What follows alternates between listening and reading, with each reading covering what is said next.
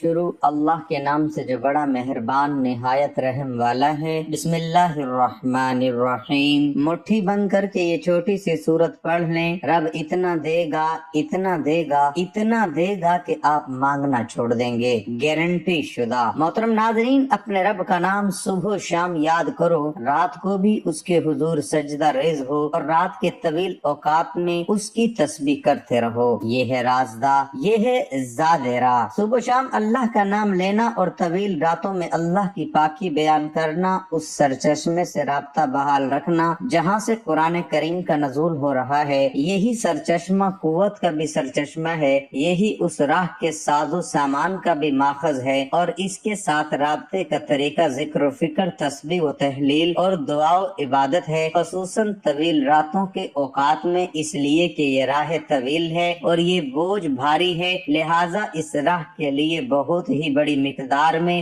زاد راہ کی ضرورت ہے۔ اور طویل راتوں کی تنہائی میں صرف بندے اور رب کی ملاقات تنہائی میں رہتی ہے، نہایت پر امیدی اور محبت کی فضا ہے۔ اس ملاقات سے تمام تھکاوٹیں اور تمام الجھنیں حل ہو جاتی ہیں، اور ضعیفی اور قلت و وسائل کی کمی دور ہو جاتی ہے، اور تمام تھکاوٹیں ختم ہو جاتی ہیں، اور انسان دیکھ لیتا ہے کہ جس مقصد کے لیے وہ کام کر رہا ہے وہ ایک عظیم مقصد ہے۔ اور پھر اس مقابلے میں جد و جہد اور قربانیاں اور راہ کی مشکلات اور قربانیاں بہت کم نظر آتی ہیں۔ اللہ رحیم و کریم ہے، اس نے اپنے بندوں کو دعوت کا ذمہ دار بنایا، اس پر قرآن نازل فرمایا، انہیں بتایا گیا کہ ان ذمہ داریوں کا بوجھ کیا ہے اور راہ کی مشکلات کیا ہے، لہذا اللہ نے اپنے نبی کو بے سہارا نہیں چھوڑا، اس کی نصرت فرمائی۔ یہ تربیت اور راہ کی ان مشکلات کے مقابلے کے لیے تیاری کروانا بھی دراصل اللہ کی مدد اور نصرت ہے۔ اصحاب دعوت اور احیاء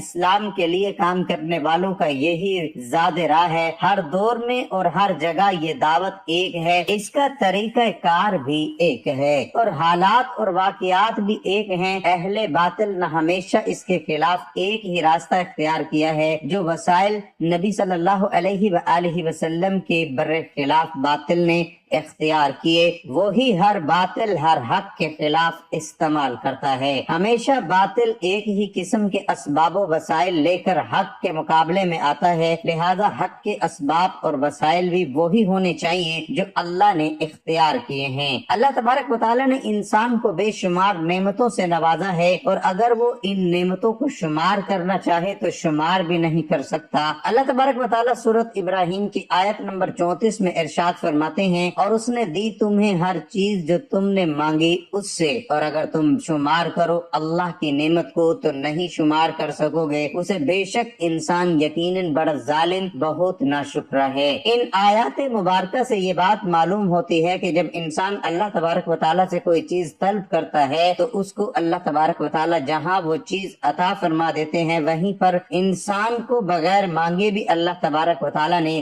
بے شمار نعمتیں عطا فرمائی ہیں، لیکن ان نعمتوں کے حصول کے باوجود انسانوں کی بڑی تعداد ظلم اور ناشکری کے راستے پر ہی چلتی رہتی ہے۔ اسی طرح اللہ تبارک و تعالیٰ نے سورۃ رحمان میں انسانوں اور جنات کو تکرار کے ساتھ مخاطب ہو کر ارشاد فرمایا، تو اپنے رب کی کون کون سی نعمتوں کو جھٹلاؤ گے، تو اپنے رب کی کون کون سی نعمتوں کو جھٹلاؤ گے۔ سورۃ نحل کی آیت نمبر 53 سے 55 میں اللہ تبارک و تعالیٰ اسی حقیقت کو کچھ اس انداز میں یوں بیان فرماتے ہیں، اور جو تمہارے پاس کوئی نعمت ہے تو وہ اللہ کی طرف سے ہے، پھر جب پہنچے تمہیں تکلیف تو اسی کی طرف تم آہوازاری کرتے ہو، پھر جب وہ دور کر دیتا ہے تم سے تکلیف کو تو اچانک ایک گروہ تم میں سے اپنے رب کے ساتھ شریک بنانے لگتے ہیں تاکہ وہ ناشکری کریں ان نعمتوں کی جو ہم نے دی انہیں، سو تم فائدہ اٹھا لو، پس ان قریب تم جان لو گے۔ ان آیات مبارکہ سے بھی یہ معلوم ہوتا ہے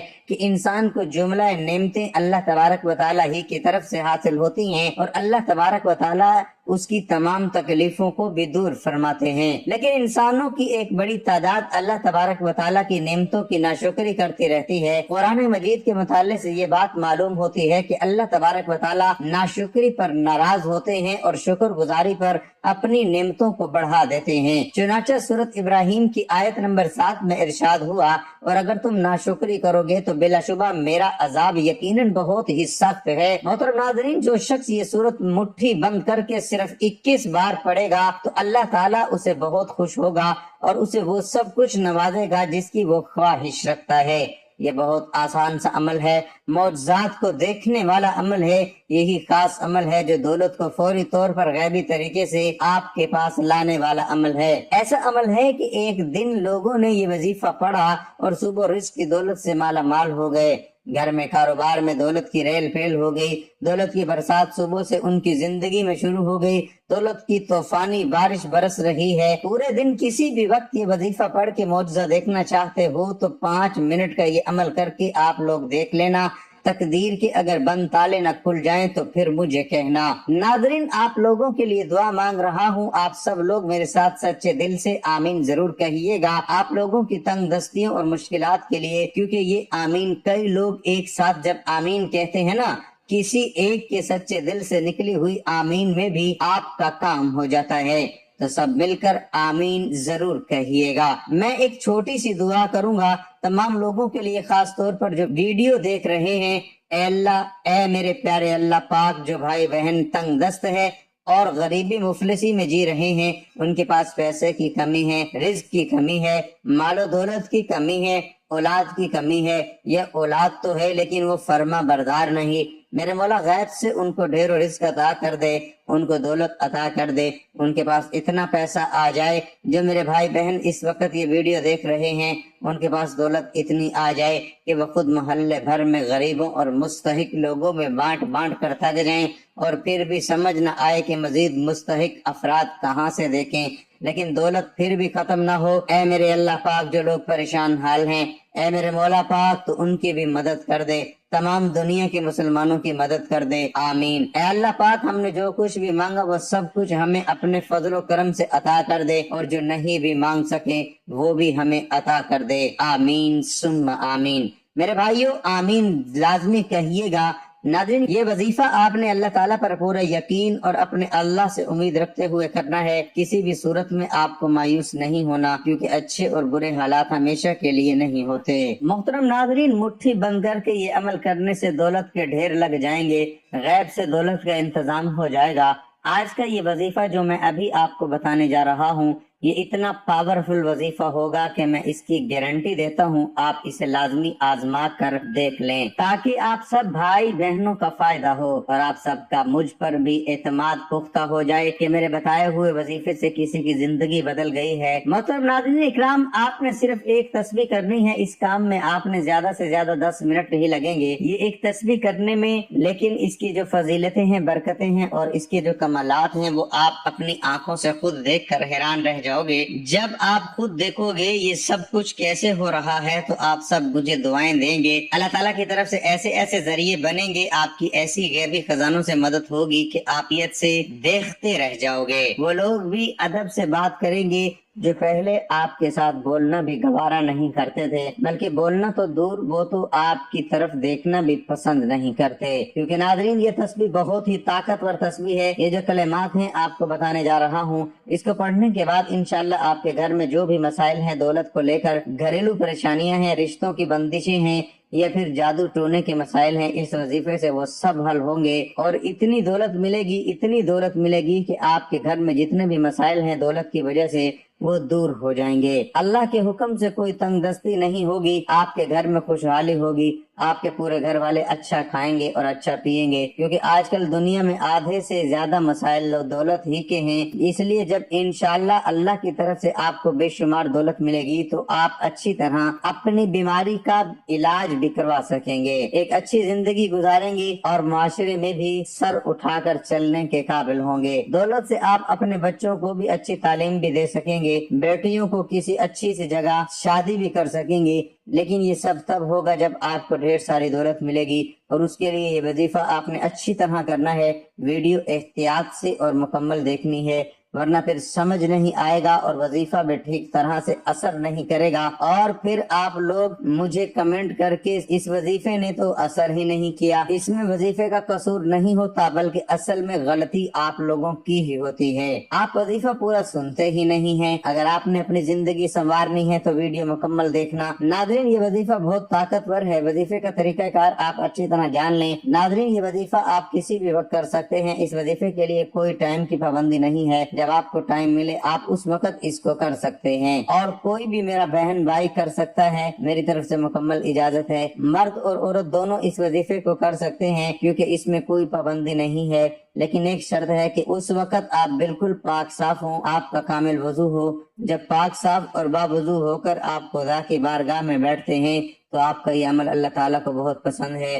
بہت سی احادیث میں صفائی کے بارے میں آیا ہے، اس لیے آپ نے صفائی کا خیال رکھنا ہے، اس لیے آپ نے وظیفہ کرتے وقت وضو میں ہونا ہے۔ لیکن اگر آپ اس وظیفے کو کسی نماز کے بعد کریں گے تو یہ بھی بہتر ہوگا، کیونکہ آپ نے اسی وقت اللہ تعالیٰ کا ذکر کیا ہوگا اور آپ پاک صاف بھی ہوں گے اور آپ کا وضو بھی ہوگا۔ لیکن آپ میری ایک بات یاد رکھیں کہ نماز پڑھنے کے بعد آپ نے سوچا کہ ابھی تھوڑا سا کام کر لوں یا کسی سے بات کر لوں پھر وظیفہ کر لیں گے، آپ نے ایسا نہیں کرنا، کیونکہ اس طرح کسی بھی وجہ سے آپ کا وضو ٹوٹ جائے، بلکہ آپ نے نماز پڑھنے کے بعد کسی سے کوئی بات نہیں کرنی اور اسی جگہ بیٹھے بیٹھے یہ وظیفہ کرنا ہے۔ سب سے پہلے آپ نے درود پاک پڑھنا ہے، آپ صلی اللہ علیہ وآلہ وسلم کی ذات پر درود شریف اچھی طرح آپ نے نبی پاک صلی اللہ علیہ وآلہ وسلم کی ذات پر پڑھ لینا ہے۔ اس کے بعد آپ نے 7 بار کہنا ہے اعوذ باللہ من الشیطان الرجیم، اور پھر 7 بار بسم اللہ الرحمن الرحیم۔ یہی دونوں کلمات آپ نے پڑھنے ہیں، یعنی صرف 7 مرتبہ پھر آپ نے درود شریف ابراہیمی پڑھ لینا ہے۔ پھر اس کے بعد آپ 41 مرتبہ پڑھو گے سبحان اللہ وبحمدہ سبحان اللہ العظیم۔ کلمات جب آپ 41 مرتبہ پڑھ لو گے تو آپ نے 1 مرتبہ پھر آپ صلی اللہ علیہ وآلہ وسلم کی ذات مبارکہ پر درود پاک درود ابراہیمی پڑھنا ہے۔ اس کے بعد آپ نے مٹھی بند کر لینی ہے، اور مٹھی بند کرنے کے بعد یہ سورت پڑھنی ہے، بسم اللہ الرحمن الرحیم، انا اعطیناک الکوثر فصل لربک وانحر ان شانئک هو الابتر۔ سورت کوثر پڑھنی ہے اور پھر درود پاک پڑھنا ہے۔ درود پاک پڑھنے کے بعد مٹھی کو کھول دینا ہے۔ یہ چھوٹا سا وظیفہ ہے اور آپ کے زیادہ سے زیادہ 10 سے 15 منٹ لگیں گے، لیکن اس کی فضیلت اتنی ہے کہ آپ سن کر حیران ہو جاؤ گے۔ سورۃ کوثر کے فوائد میں سے ایک فائدہ دشمنوں سے بچانا بھی شامل ہے۔ اپنے دشمنوں کے خوف اور بدسلوکی کی نسبت ہجوم کو دور کرنے کے لیے سورۃ کوثر قابل ذکر طریقوں سے آپ کی مدد کرے گی۔ سورۃ کوثر روزانہ متعدد بار تلاوت کرتا ہے، اس شخص کے رزق میں اضافہ ہوتا ہے اور اس کی نقدی چوری سے محفوظ رہتی ہے۔ سورۃ کوثر آپ کی حاجت کو پورا کرنے میں مدد دیتی ہے۔ شادی اور محبت کے معاملات میں مدد کے لیے سورۃ کوثر سب سے زیادہ مفید ہے۔ سورۃ کوثر پڑھنے کے فائدے سن لیں۔ نمبر 1، دشمنوں کی پریشانیوں سے محفوظ رہتا ہے۔ اس سورت کو پڑھنے کا فائدہ یہ ہے کہ دشمنوں سے اللہ تعالیٰ کی حفاظت ہو جائے گی۔ نمبر 2، نئے جنم کو زندہ بچانا۔ وہ شخص جس کے بچے پیدائش کے بعد زندہ نہ رہیں، وہ نماز فجر کے بعد 41 دن تک سورۃ کوثر کی متعدد بار تلاوت کرے، انشاءاللہ سورۃ کوثر کی برکت سے وہ زندہ رہے گا۔ نمبر 3، محفوظ زندگی کے لیے اللہ کی عطا اور سورۃ کوثر سے زندگی محفوظ رہتی ہے۔ نمبر 4، کاروبار کو بڑھانے اور چوری سے بچانے کے لیے جو شخص سورۃ کوثر کو روزانہ کئی بار پڑھتا ہے، اللہ تعالیٰ اس کے کاروبار کو وسعت دے گا اور اس کے علاوہ اس کے مال کو چوری سے بچا لے گا۔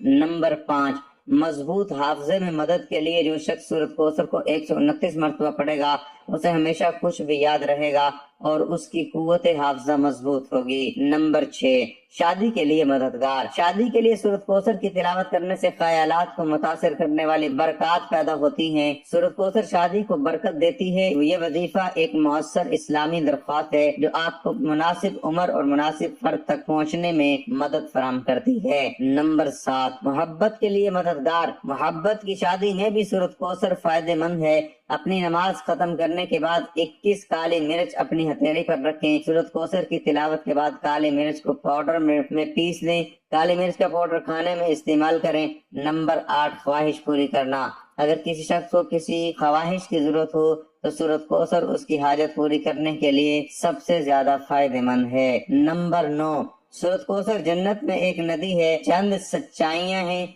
जिनके बारे में कौसर को जन्नत में आबी गुजरगाह से ताबीर किया गया है। ये भी कहा जाता है कि इसमें पानी होता है जो दूध से ज्यादा सफेद और जायका शहद से ज्यादा होता है। ये सिलसिला सूरत कौसर के इंकिशाफ से शुरू हुआ। नंबर 10, जिंदगी में कामयाबी हासिल करने के लिए रोजमर्रा की जिंदगी में तरक्की के लिए 33 मरतबा सूरत कौसर की तिलावत करें। नंबर 11, अल्लाह की रहमत हासिल करना।